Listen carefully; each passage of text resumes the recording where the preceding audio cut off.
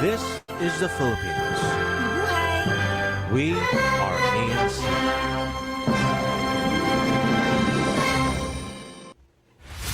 Tonight, the Diskaya contractors linked to public works kickbacks end their cooperation in a Philippine government probe of anomalous flood control projects.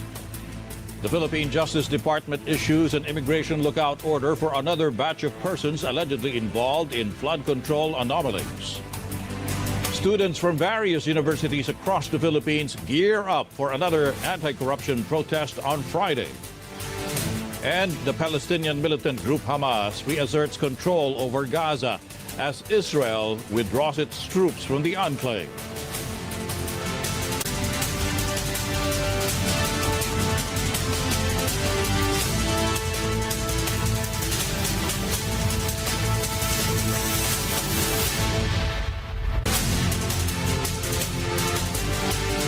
Good evening. I'm Tony Velasquez. On our broadcast tonight, the controversial Diskaya contractors refused to cooperate further with the independent commission probing corruption in Philippine public works projects.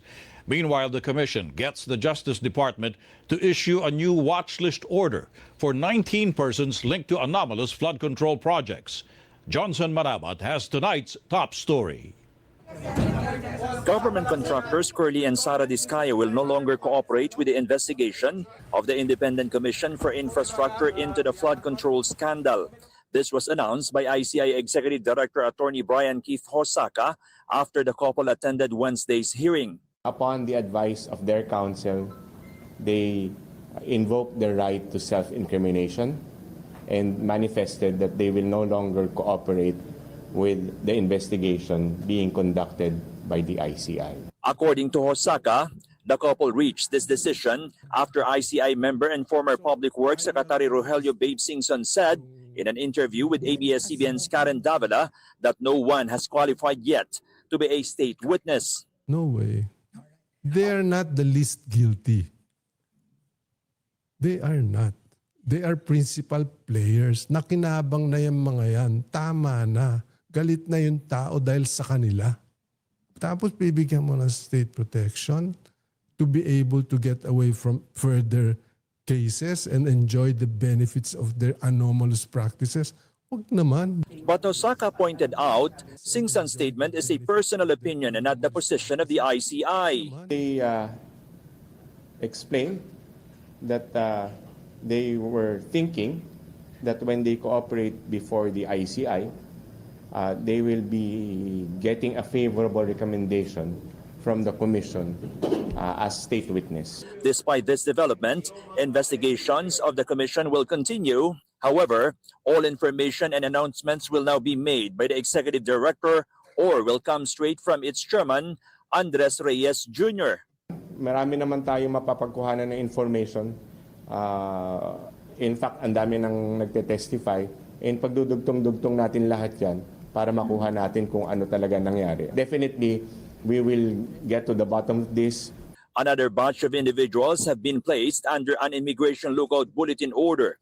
The DOJ says it has approved the latest request for an ILBO for 16 people, which include former Congresswoman Mitch Kahayan Uy, Arturo Art Atayde, and District Engineers Aristotel Ramos and Michael Rosaria. Assistant Ombudsman Miko Clavano believes the Diskayas are misguided, noting that cooperation with the government is their only option right now. Diskaya-owned construction firms have been awarded more than 77 billion pesos worth of flood control contracts since 2016. Johnson Manabat, ABS-CBN News. The Philippine Public Works Department gets help from the Insurance Commission in claiming surety bonds from contractors linked to anomalous flood control projects. Andrea Taguines with the details. The Philippine Insurance Commission now looking into the possible collusion between insurance companies and contractors of anomalous flood control projects in the country.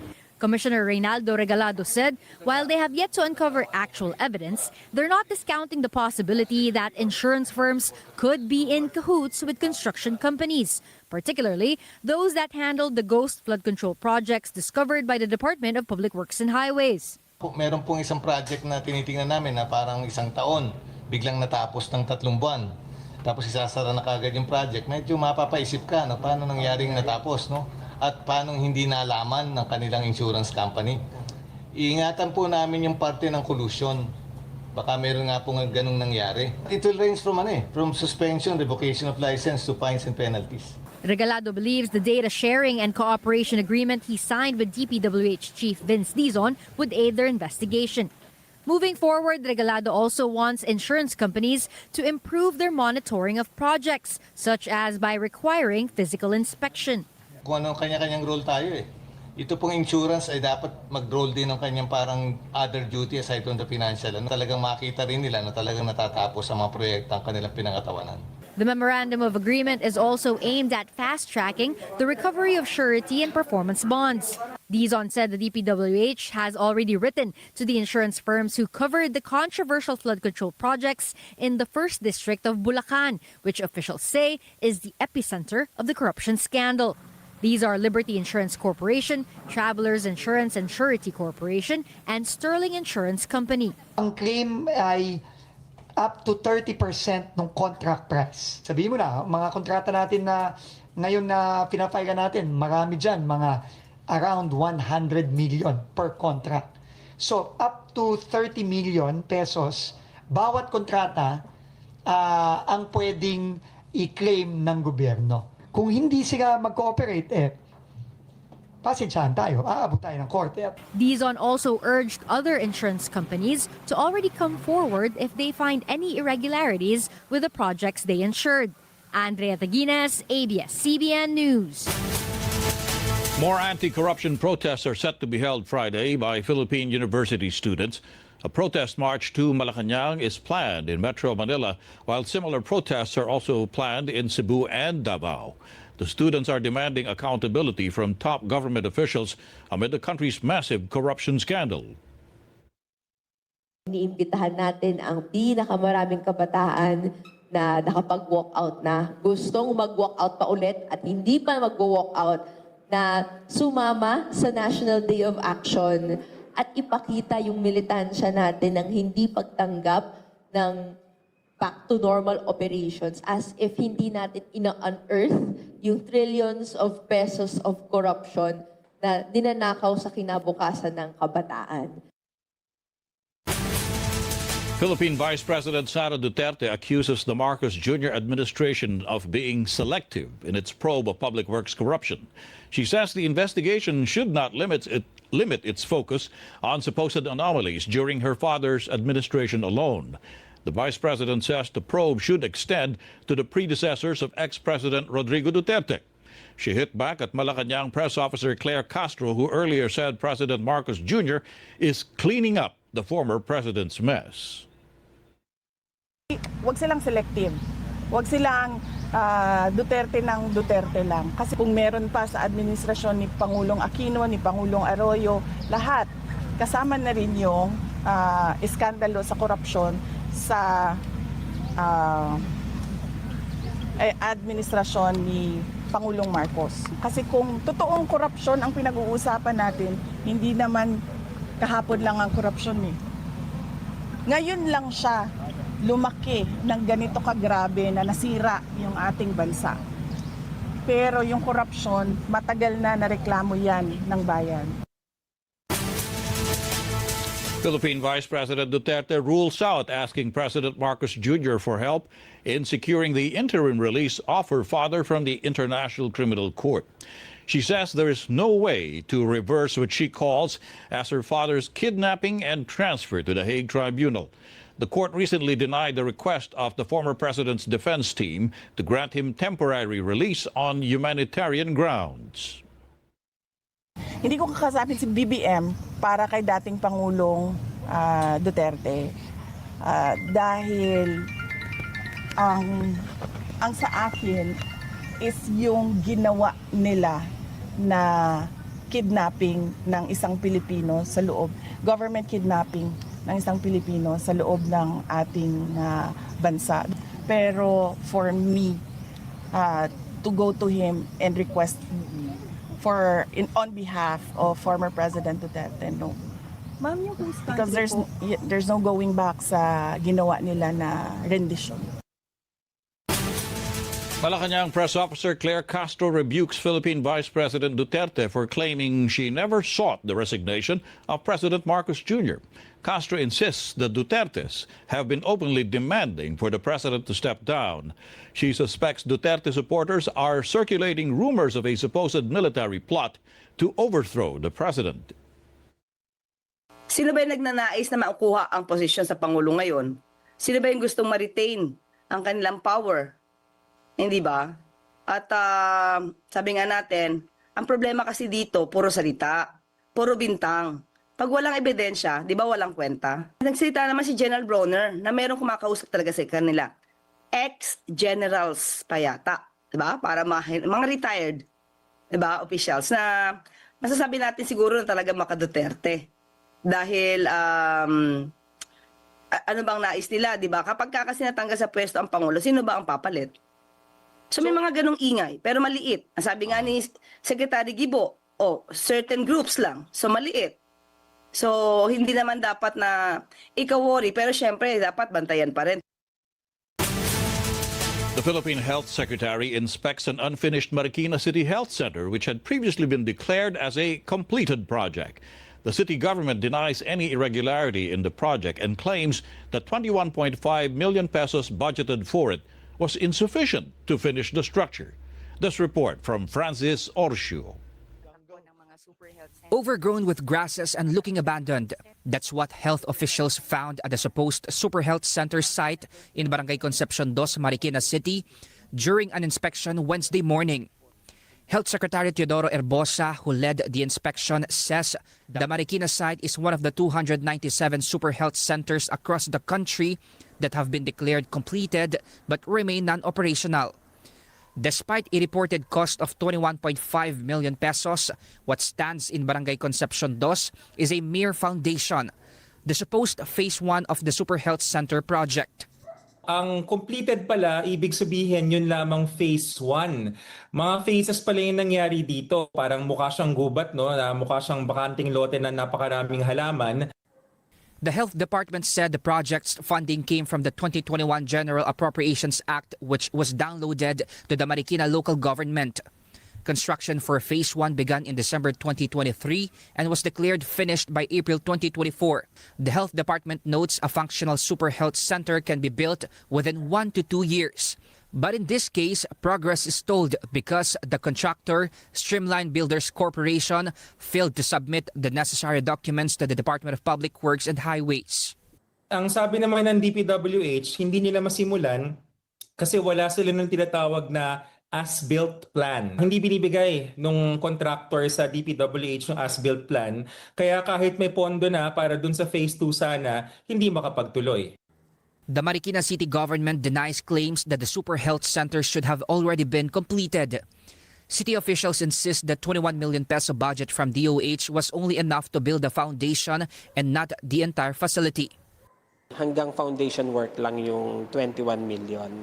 So pag sinabi mong completed na, ibig sabihin kung ano yung nandoon sa scope of work, natapos na.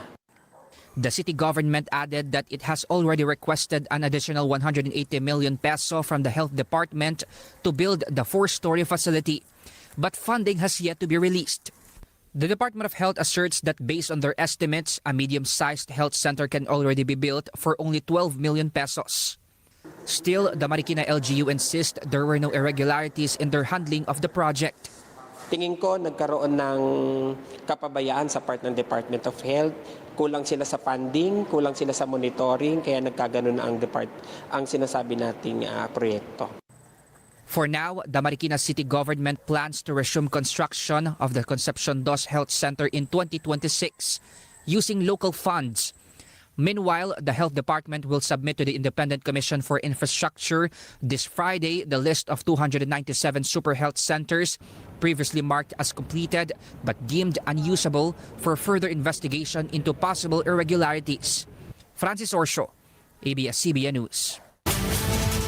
Newly installed Philippine Ombudsman Jesus Crispin Remulla earns praise for reversing the policy of his predecessor who had blocked public access to the assets and net worth statements of public officials. But some Philippine journalists give a cautious welcome to the chief graftbuster's move. Cassandra Salonga with this story. The reopening of the statements of assets, liabilities, and net worth or SALINs of public officials to the public was widely welcomed by government officials. No less than President Ferdinand Marcos Jr. himself said he is willing to make his SALIN public. The chief executive adds he will also ask members of his cabinet to do the same. These old rules were suspended in the last administration. I was quite surprised to find out when I first came into office that that was no longer the case, that it was almost impossible, in fact, to get a copy of a People's Salin. We are just going back to the old procedure, and we will follow that, whatever happens. Again, my Salin it will be available to whoever would like to, kung hingiin sa akin ng ICI, siyempre bibigay ko. Members of both houses of Congress also support the Ombudsman's move. House lawmakers call it a step forward transparency, while others see it as a way to promote public interest and the common good. House Speaker Boji D said they will review the Ombudsman's request to publicize the SALINs of House members. D adds he is willing to publish his own SALIN to set an example to his colleagues in Congress. Senate President Vicente Soto III said he will consult other senators on the relaxation of SALIN rules, noting it was done before. Some senators have voiced support for the lifting of SALIN restrictions, which has long been sought by the public. Nararapat lang na binalik ito ng Ombudsman na mga SALIN ay dapat isa sa publiko. Magandang hakbang ito para masimulan na ang paglilinis ng ating gobyerno. For veteran journalist Malu Mangahas, co-convener of the Right to Know Right Now coalition, the restrictions are disappointing. A lot of conditions that could warrant non-disclosure. One is the SALN is not available at all, meaning that should be punishable act already. I think the intent is good per se, but maybe they should have given it more serious thought. For the National Union of Journalists of the Philippines, a stronger freedom of information law is still the key to promoting accountability in government institutions. Kailangan talaga natin, I think, although wini-welcome nga natin yung mga ganitong mga developments, ay mas malawak na freedom of information law. Kasi ano lang to policy, di ba? Memorandum to Pwede itong i-atras at some point pag nag-iba yung ombudsman. The group also hopes a special provision requiring media and students who obtain SALIN copies to submit links of their published outputs such as articles or research papers to the Ombudsman will not be used to deter the search for the truth. Yun yung kailangan natin bantayan na walang balik dapat ito sa mga journalists na hihingi ng SALN tapos magsusulat based on that. The memorandum states that failure to submit the required output may be considered grounds to deny future SALN requests from the same individual or organization. But the Ombudsman clarified that this safeguard is necessary to guarantee that SALN copies are used for their intended purpose. On Tuesday, the Office of the Ombudsman issued a memorandum allowing public access to the SALNs, which can be an effective tool in spotting potential corruption. It can help with the lifestyle check to see if there are disproportionate wealth within the ranks. Then it can be used now as a basis or supporting evidence to a complaint as against a person for graft and corruption. Under the new guidelines released by Ombudsman Jesus Crispin Remulla, requesters need to present a valid ID and prove they are not fictitious persons to access SALNs. To prevent potential abuse of information or the SALN being weaponized, sensitive information such as home addresses, signatures, government IDs, and information about minors will not be included in the SALN copy. Cassandra Salonga, ABS-CBN News. Philippine President Marcos Jr. supports calls to have a live stream of bicameral conference committee deliberations on the proposed 2026 budget. But he calls on Filipinos to trust the independent commission despite its refusal to live stream its probe of anomalous flood control projects. Job Manan has more details. President Ferdinand Marcos Jr. intends to live stream the bicameral conference committee deliberations for the proposed 2026 budget. This will be a first since the BICAM process has traditionally been held out of public view. He says Senate President Tito Soto and House Speaker Faustino Boji D already agreed to live stream the meeting. We will live stream the entire process so that if there are questionable, shall we say, insertions or additions or all that, it will also be clear who made those changes or who proposed those changes, so that people will know. So that is what we have instituted, some new procedures. This is welcome news to many sectors, including some lawmakers like Akbayan Party List Representative Shell Jokno, who has repeatedly pushed for transparency in the BICAM deliberations to dispel doubts on the budget process amid allegations of insertions happening behind closed doors. This push for transparency stemmed from the public's demand for accountability in the massive corruption involving flood control projects. This is also the reason the president is appealing to the public to give the fact-finding body a chance to do its job. The chief executive also rejected allegations he might influence the commission if evidence leads to Malacanang. Marcos maintains he has nothing to hide. We follow the evidence, and wherever that leads is not something that we try to direct or influence. That's why we have the ICI. They are an independent commission, and that is their job. And their job is to follow the leads that they receive. Wala naman tayong tinatago, wala tayong malakas. I know that there are several. The opposition would love to bring me into this, to include me in all of this. But that's politics. The president also addressed supposed grumblings in the military. Marcos says support for his administration remains on solid ground despite persistent coup rumors. He adds government is not downplaying this kind of talks. We try to listen to everyone.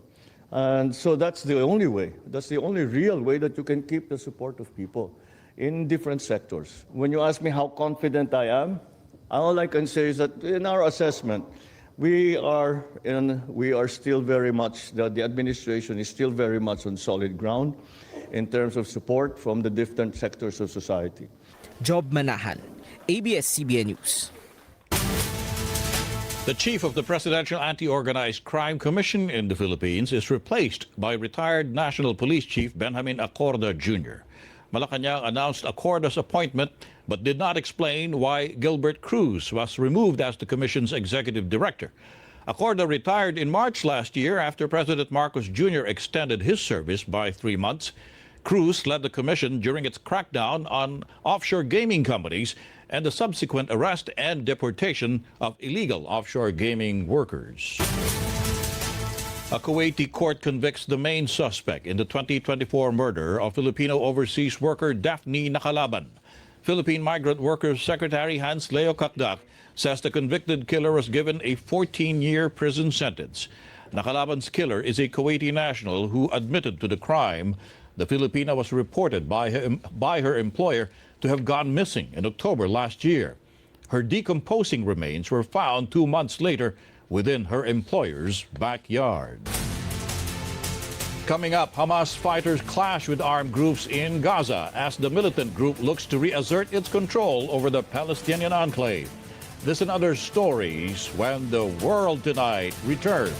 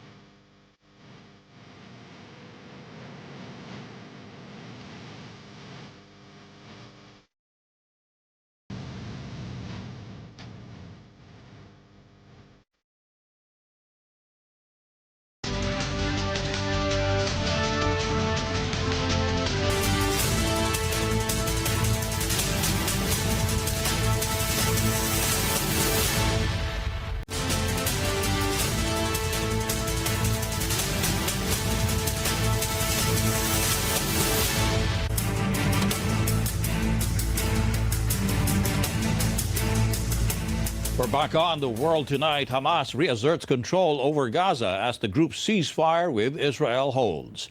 Hamas militants killed alleged gangsters to restore law and order in areas left behind by Israeli troops. Some Palestinians welcomed the show of force by Hamas, but others are fearful this could threaten the truce with Israel, which has repeatedly called for Hamas to disarm and cede control of Gaza.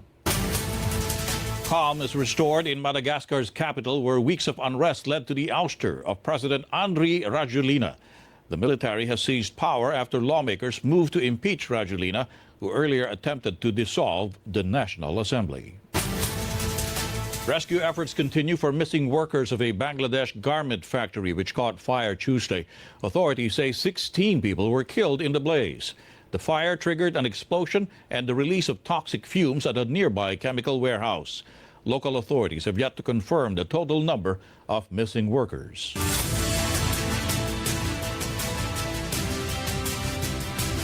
The Philippines suspends its sugar imports until the middle of next year. The Agriculture Department says the moratorium will be in effect until the country's current sugar milling season ends between May and June 2026. Officials say this aims to address the concerns of the local sugar industry that cheaper imported sugar could flood the market and push down prices to the detriment of Philippine sugar planters. Philippine shares close higher for the third day in a row. The details from Michelle Ong. Asian stocks climbed on Wednesday, supported by dovish remarks by Federal Reserve Chairman Jerome Powell, but trade jitters are limiting the upside. Philippine shares also up for a third straight session. I've been seeing net foreign selling again. The market seems to be continued to be dragged on by the weakness in peso. So we must note that the peso has been hovering around 58 pesos per USD. So this is roughly the same level as at the end of last year, but this is also around 5% weaker from its peak last May at 55.14. In corporate stories, Globe and Ayala-backed ST Telemedia Global Data Centers, or STT GDC Philippines, announcing that connectivity partners Globe Telecom, Radius Telecoms, and Source Telecoms, and several others are now on board and ready to commence services at its flagship STT Fairview 1 data center. As the country's largest carrier-neutral data center campus, it will deliver 124 megawatts of plant capacity and infrastructure powered by 100% renewable energy. In property news, Megawide bags 2 new contracts with MegaWorld to build residential towers, Uptown Modern and One Portwood in Newport City, right across NAIA. The multi-billion peso contracts form part of the 20 billion peso new contracts that the company has been negotiating to bring its order book to 50 billion by year-end. Meanwhile, SM Prime Holdings is set to open its 89th mall in the Philippines this Friday. SM City La Union, also its 9th mall in northern Luzon. This mall spans more than 51,000 square meters of leasable area, over 80% of which has already been taken up. Finally, House Talk is looking to raise up to 2 billion pesos from the issuance of fixed-rate Philippine peso-denominated bonds. In the meantime, the 2022 IPO name is declaring regular cash dividends of 3 centavos per common share, record date November 17th and payable on December 19. Michelle Long, ABS-CBN News. Our final word tonight is a quote from Edmund Burke. When bad men combine, the good must associate. Else they will fall one by one, an unpitied sacrifice in a contemptible struggle. And that is The World Tonight, the 15th of October 2025. I'm Tony Velasquez from the Philippines. Thank you. Mabuhay!